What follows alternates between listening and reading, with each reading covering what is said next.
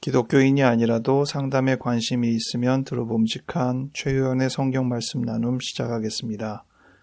오늘 6월 8일 성령 강림절을 위한 말씀으로 요한복음 14장 12절부터 18절 말씀을 가지고 예수 이름으로 구해야 할 것이라는 제목으로 말씀을 나누겠습니다.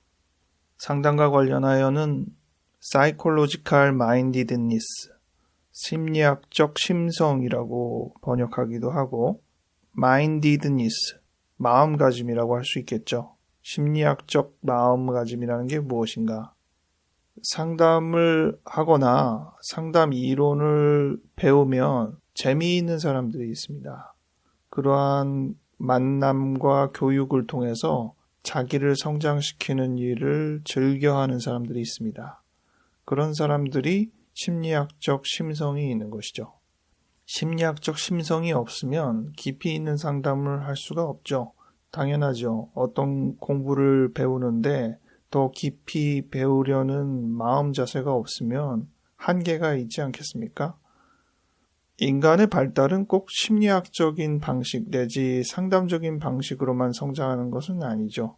하지만 어떤 이들은 특별히 이런 심리적인 이론, 또 대인관계적인 특성들, 이런 부분들을 탐구함으로 즐거움을 얻고 성장하는 경우가 있습니다. 그런 사람들이 심리학적 심성이 있는 것이죠. 심리학적 심성이라고 할 때는 가장 대표적으로가 자기를 들여다보는 자세라고 할 수 있습니다. 내 안에 어떠한 감정과 태도가 나타날 때 왜 그랬을까 곰곰이 생각해보는 태도가 필요한데 그것이 심리학적 심성입니다. 그것이 없으면 너무 표면적으로만 내용을 이해하기 때문에 심리학적으로 자기를 관찰하고 분석하는 태도를 이해하기도 어렵고 거기서 무언가 깨달음을 얻기도 어렵습니다. 간단한 한 가지 예를 들어봅시다. 대여섯 명의 사람들과 내가 조난을 당해서 며칠 동안 제대로 먹지를 못했습니다. 그러다가 우연히 어떻게 먹을 것을 하나 챙기게 됐는데 이것을 어떻게 하면 좋을까요? 우리는 우리 나름대로의 생각의 방식을 가지고 이 문제를 해결하려고 할 것입니다. 내 생존과 배고픔의 문제에만 치중하는 사람은 당연히 다른 사람 모르게 그것을 자기가 먹게 될 것입니다.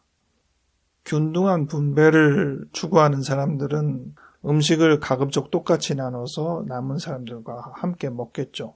음식의 필요에 따라서 약간의 음식 분배를 좀 나눌 수도 있을 것입니다. 이런 생각을 할 때 사람의 필요를 우선적으로 따지는 사람이 있고 음식의 분량이나 효용성을 따져서 고려를 하는 사람들이 있겠죠. 이것이 생각의 방식이고 어떠한 심성을 가졌느냐를 드러내는 것입니다. 어떤 이는 있는 사람 중에 경쟁을 시켜서 일부에게만 그 음식을 나눠줄 것입니다.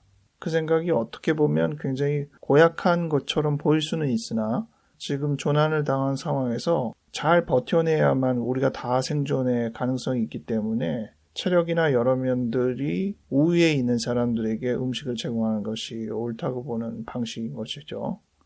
마지막으로 심리학적 심성이 있는 사람들의 일부가 선택할 수 있는 방식인데 지금 있는 사람들 중에 약하고 다른 사람들에게 동정을 얻는 사람에게 음식을 제공하는 일입니다.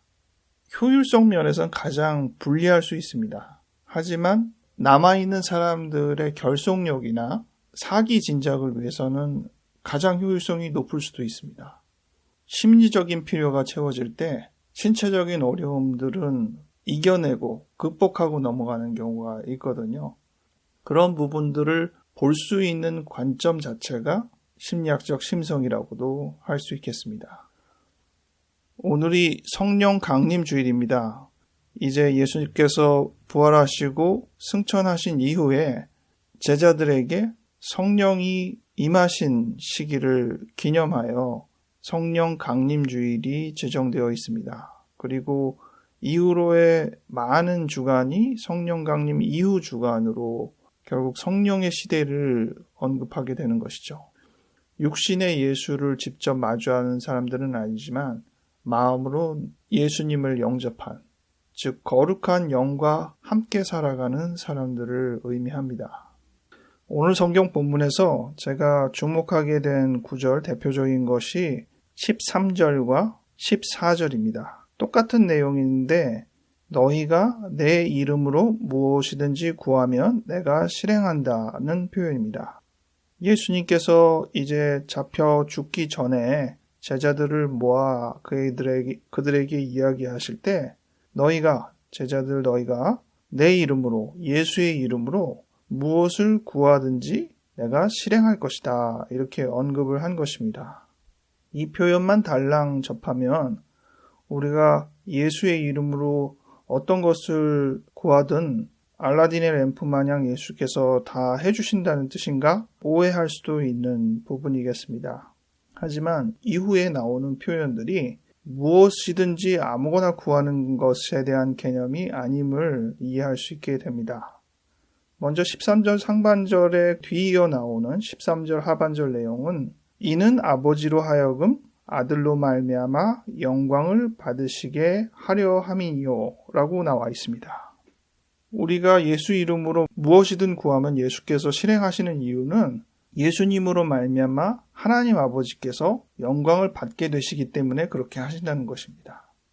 그렇다면 우리가 예수의 이름으로 무엇이든지 구하는 그 내용은 예수께서 하나님 아버지에게 영광을 돌리게 될 수 있는 어떤 것과 관련이 있어야 되는 것이란 거죠.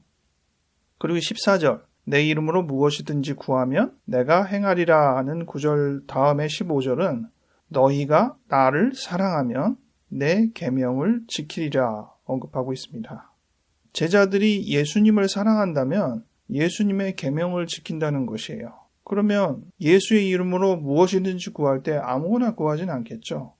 예수님을 사랑하는, 예수님의 계명을 지키는 입장에서 예수님의 이름으로 구하게 되겠죠.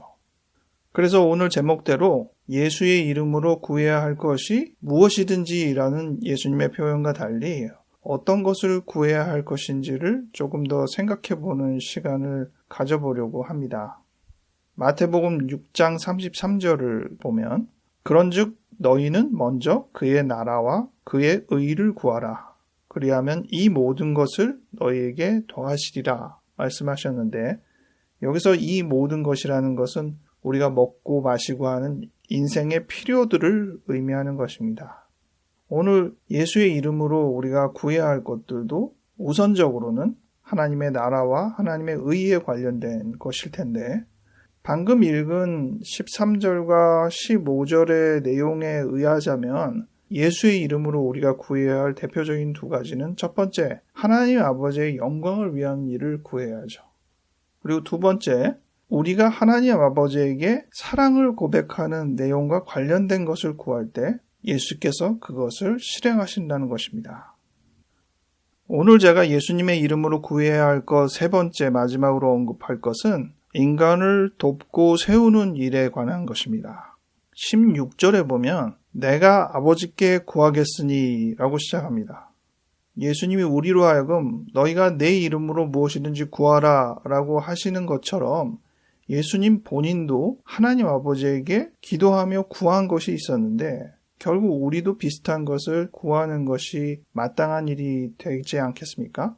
근데 무엇을 구하셨나? 예수님은 제자들에게 다른 보혜사를 보내줄 것을 구하신 겁니다. 보혜사는 돕는다는 뜻이죠. 헬퍼라는 말을 번역한 용어인데 첫 번째 보혜사는 예수님 자신이었습니다. 이제 또 다른 보혜사로서 거룩한 영께서 우리와 함께 하시는 것입니다. 이 다른 보혜사의 특징은 16절에는 영원토록 우리와 함께 하는 분이라는 표현이 나오고 26절에 보면 우리에게 모든 것을 가르치시는 분이라는 표현도 나오고 또 예수께서 우리에게 말한 모든 것을 생각나게 하시는 분이라는 표현도 나옵니다. 아버지의 영광을 위한 일이기도 하고 아버지에게 사랑을 고백하는 일이기도 한 것이 결국은 인간을 제대로 돕고 세우는 일이라 하겠습니다. 오늘 성령 강림주일이라고 했는데 제목은 예수의 이름으로 구해야 할 것이라고 했지만 결국은 같은 이야기입니다. 우리가 예수님의 이름으로 구해야 할 것을 제대로 구한다면 그것은 우리가 성령과 함께 더불어 살아가고 있는 사람이라는 것을 반영하는 것이 되기 때문입니다. 성령이 안내하는 바에 따라 우리가 구하게 된다면 우리는 당연히 하나님 아버지의 영광을 위하여 하나님께 사랑을 고백하는, 그리고 사람들을 돕고 세우는 일에 우선적으로 기도하고 구하게 될 것입니다. 상담적으로는 심리학적 심성에 대해서 이야기했는데, 삶을 이해하고 분석하는 관점이 중요한 것처럼 우리 또한 어떠한 관점을 지니고 있느냐에 따라 우리가 진정 성령과 더불어 사는 삶인지 아닌지를 확인하게 될 것입니다. 오늘 주일 성수 다른 본문 로마서 8장 14절에는 하나님의 영으로 인도함을 받는 사람은 곧 하나님의 자녀라고 했습니다. 우리가 성령을 통해서 인도함을 받는다면 당연히 하나님의 자녀다운 요청을 하는 사람이 되겠죠. 하나님의 자녀다운 심성을 지닌 사람이 되는 것입니다. 우리가 예수의 이름으로 구하는 것이 무엇인지에 따라 우리가 하나님의 영으로 인도함을 받는 사람인지 아닌지가 드러날 것입니다. 기도하겠습니다. 하나님 아버지, 저희가 늘 여러 가지로 주님께 기도하며 구합니다. 삶의 여러 가지들을 느끼고 나름대로 그 부분에서 깨달음을 가지며 주님께 다양한 것을 구합니다. 무엇이든 구할 수 있으나 우리가 우선적으로 무엇을 구하고 있는지를 잠시 되돌아봅니다. 우리가 하나님의 영으로 인도함을 받는다면 무엇을 우선적으로 구할지를 좀 더 생각해 보았습니다. 하나님, 진정 하나님의 영광을 위하여 또 하나님께 사랑을 고백하는, 그리고 사람을 세우고 돕는 일에 우선을 기울이는, 그것이 하나님의 나라와 하나님의 의를 위한 간구임을 명심하게 하시고 하루하루 살아가는 동안 우리의 입술로 고백되는, 간구하게 되는 부분이 그에 타당할 수 있도록 우리를 이끌어 주시옵소서. 우리의 삶을 한 걸음 한 걸음 이끌어 주시는 예수 그리스도의 이름으로 기도드렸습니다. 아멘.